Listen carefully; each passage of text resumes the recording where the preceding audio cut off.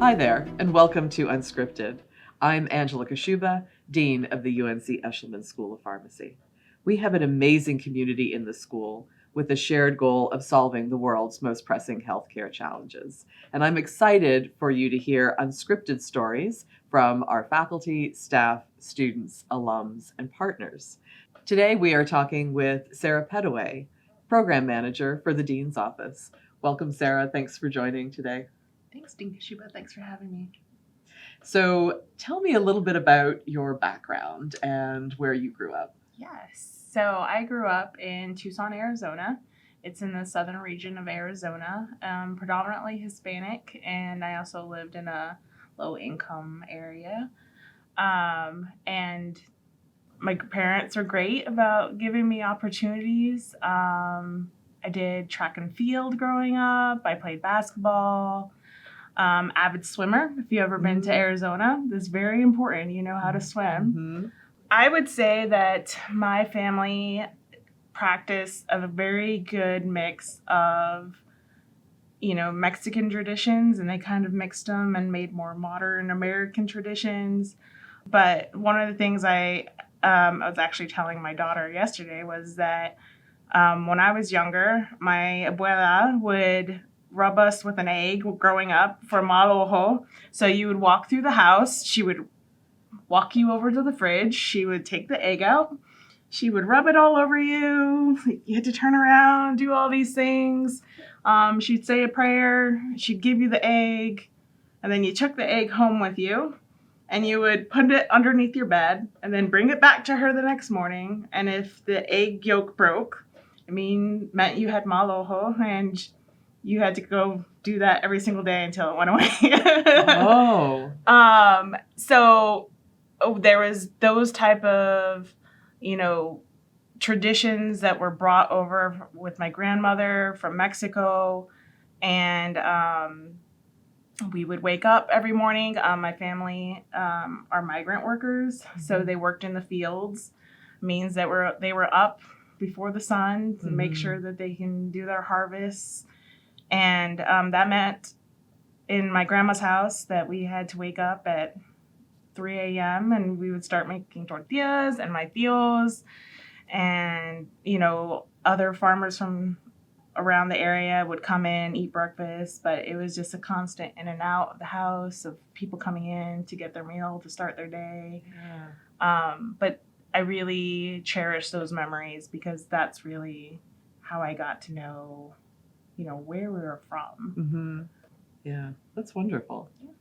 So tell me about athletics. It sounds like you were involved in a lot of sports. Yes. So what did athletics teach you? Yeah. I think the one thing that athletics taught me that I only realize now that I'm older is the opportunities of just engaging in a sport open doors that you would never even think of. Like I said, I grew up in an area disadvantaged.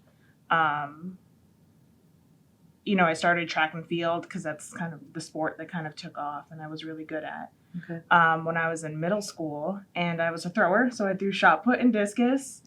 And I did well enough to kind of spark some interest in some of high school coaches. And so my coach in middle school was like, hey, I have a 11-year-old girl thrower, and I think she's really good. And that kind of led to bringing some people into my life that are still in my life, that have been really great mentors. They've opened doors for me.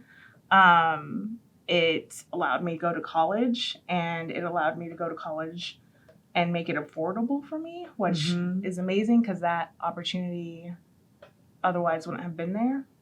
And I think it's just hard work goes a long way. Yeah.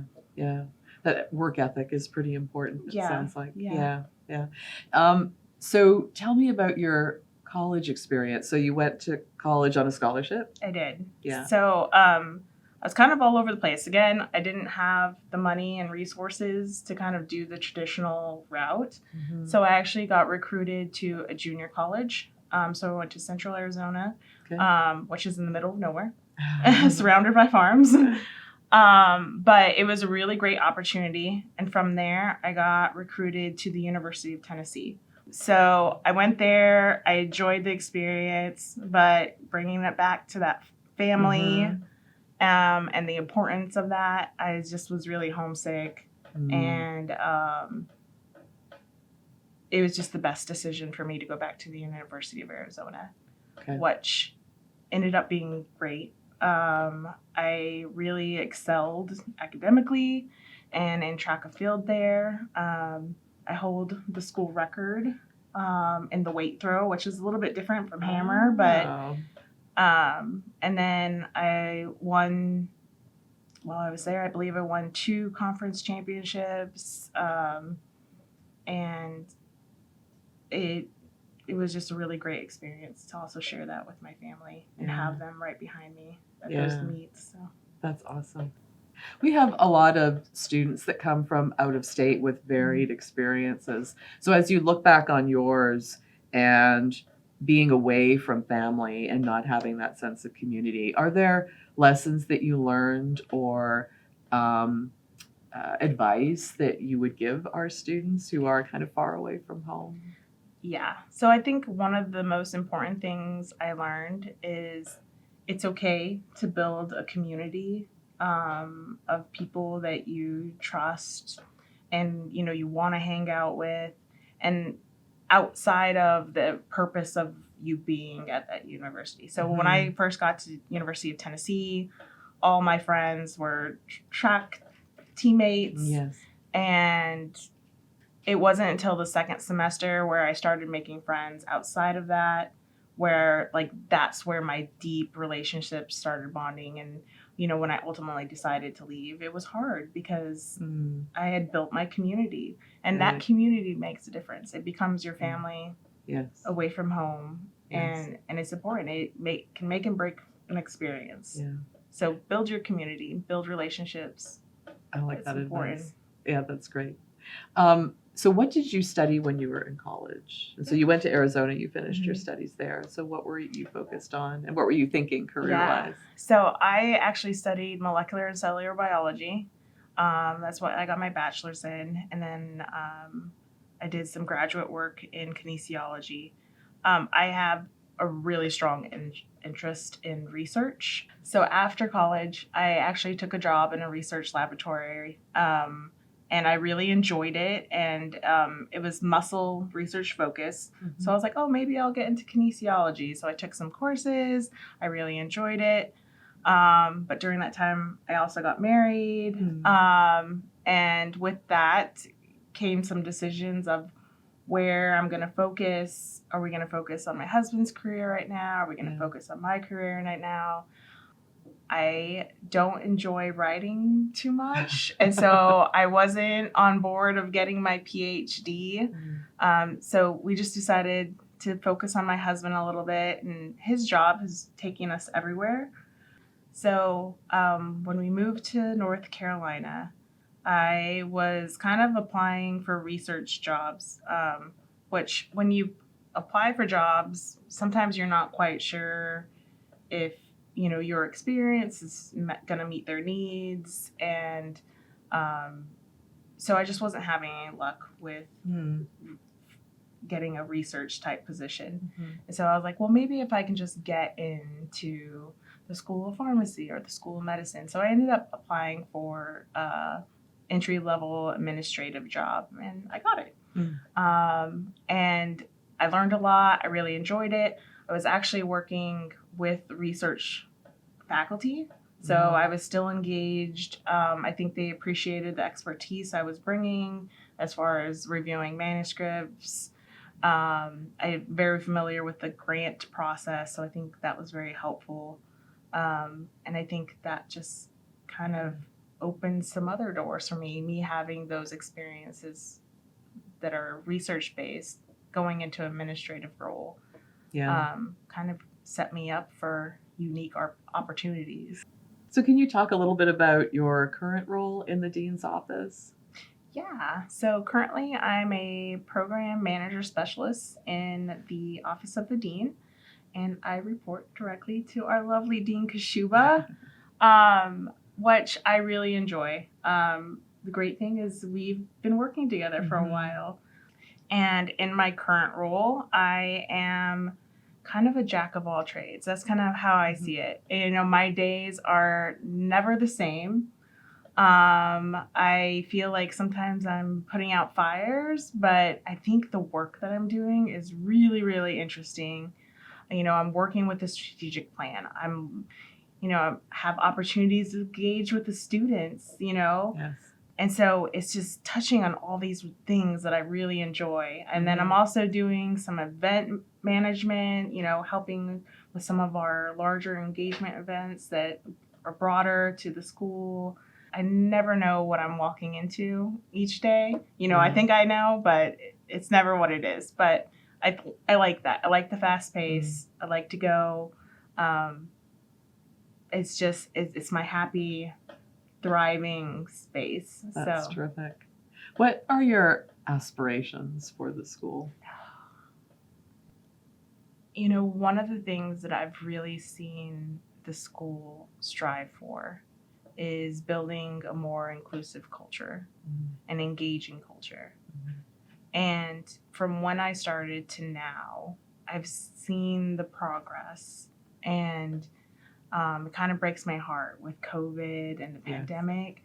We were making such good stride, and then 2 years, everything kind of slowed down, and everyone kind of lost that sense of community, like that in-person engagement.